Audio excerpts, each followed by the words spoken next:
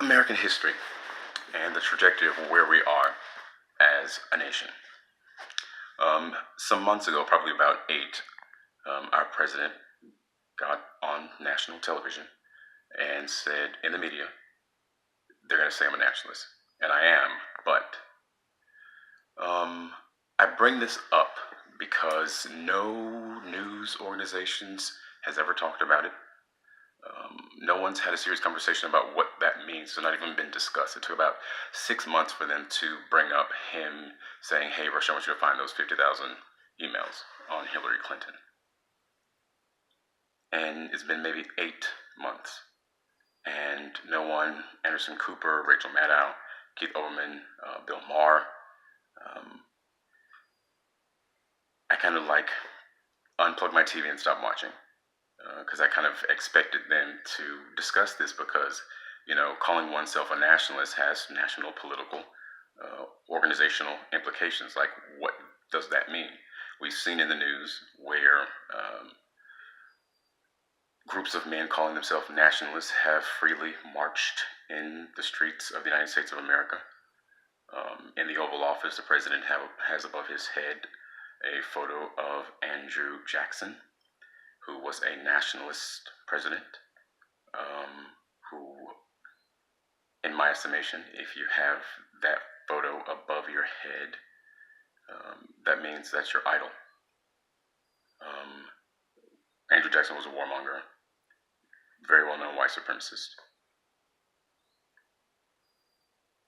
Another nationalist president, since this has political implications, like what does it mean?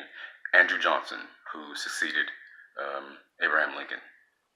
Lincoln was assassinated, and Johnson succeeded him, overturning what most people know as 40 acres and a mule, which originally is known as the Special Order Number 15 of William Tecumseh Sherman.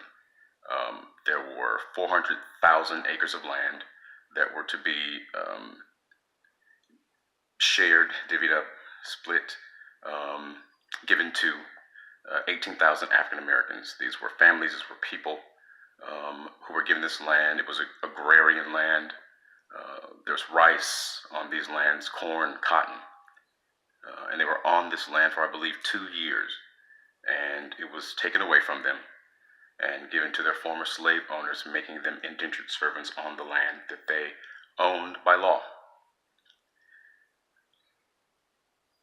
I bring this up also because calling oneself a nationalist has organizational implications. As we've seen in the media, these groups of men who march the streets, who are white supremacists calling themselves nationalists, we're aware of what that means. We've seen what's happened in Charleston. And I discuss this because we need peace in our nation. We need to come to an understanding. We need to come to love. I saw a gentleman, I forgot his name, but he's an artist who had conversations with about 400 members, I believe, of the Ku Klux Klan, and got them to change their hearts about how they felt about African American people. And I think that's what we need to have as a nation. One thing they said about Abraham Lincoln was that there was emancipation with no reconciliation. So we have to reconcile these things, talk about these things. And our president has called himself a nationalist. He said on national TV, in the media, they're going to say I'm a nationalist, but no one in the media has accused him of that at all. Many things have been said, but that's not it. And I'm just asking Rachel Maddow, Keith Olbermann, Anderson Cooper, Fox, CNN, MSNBC, any news network that's out there, find that piece of tape, talk about what it means politically, organizationally,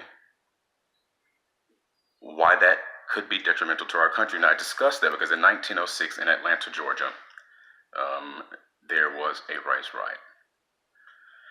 It was created by 2 men who were running for governor, Clark Howell, who owned the Atlanta Journal, and Hoke Smith, who owned the Atlanta Constitution. They used the paper to spread false stories of African American men raping Caucasian women.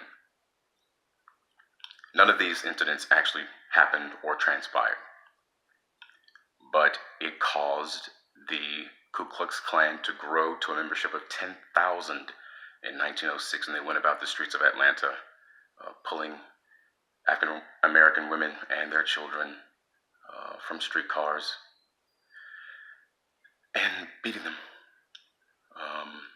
They took 9 black businessmen, this is in Ida B. Wells' Barnett, Georgia lynch law, out to a shed and gunned them down.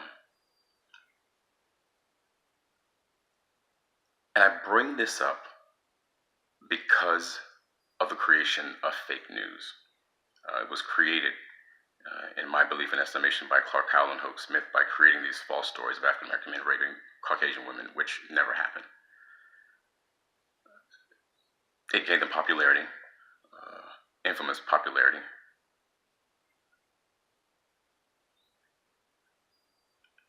And I discuss these things because I've been researching this since 2009. It's weighed on my heart and my mind very heavily. It's something that I think about every day.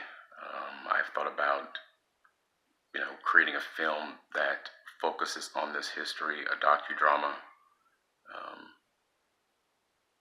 to get us to focus on where we are as a nation, really realizing that we need reconciliation between the races. There's one thing that our president says he wants to make America great again.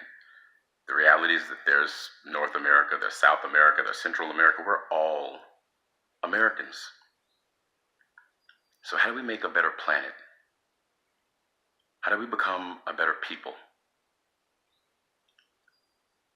The world is looking at us, seeing that we've elected someone who, in their estimation, may not be the greatest world leader.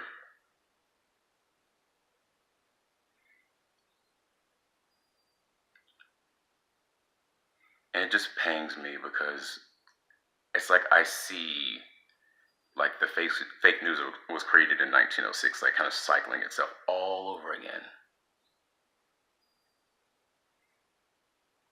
There was a story about a Detroit pizza parlor that Hillary Clinton had some sex dungeon in the basement of it. They discovered, of course, never happened. Thankfully, Facebook is doing something about that to prevent fake news from going onto their platforms. But I discuss this so that as a nation, as news networks, you guys can have these conversations, political pundits and all can discuss it. But bring in history, talk about history, and talk about,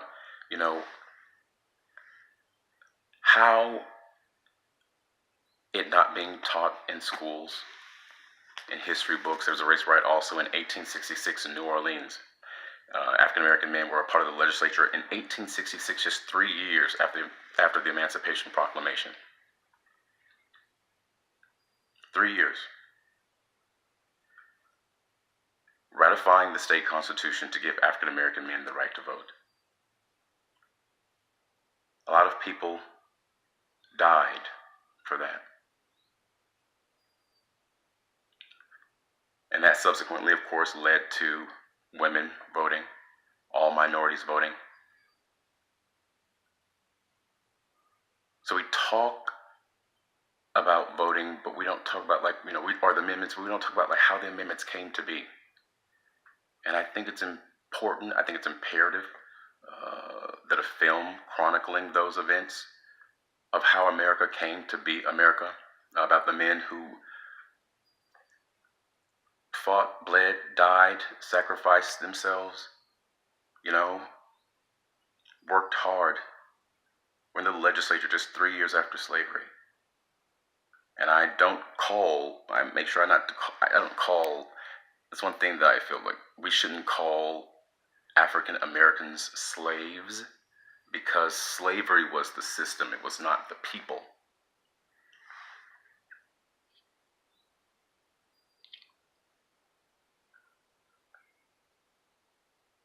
Let's have these discussions, America. Let's talk about our history, our American history. The race riot of New Orleans, 1866, was on the cover of Le Petit Journal, the front cover of the French newspaper, but was not covered in America, even to this day. If we talk about our history, our nation, what transpired, I think a lot more people would vote. I think a lot more people will be actively engaged.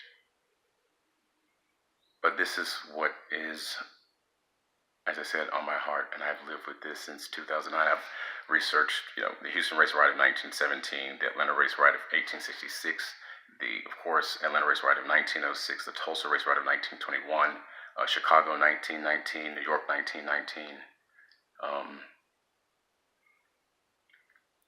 And they all deserve us to discuss it. I'm not a history professor, but I read a lot. And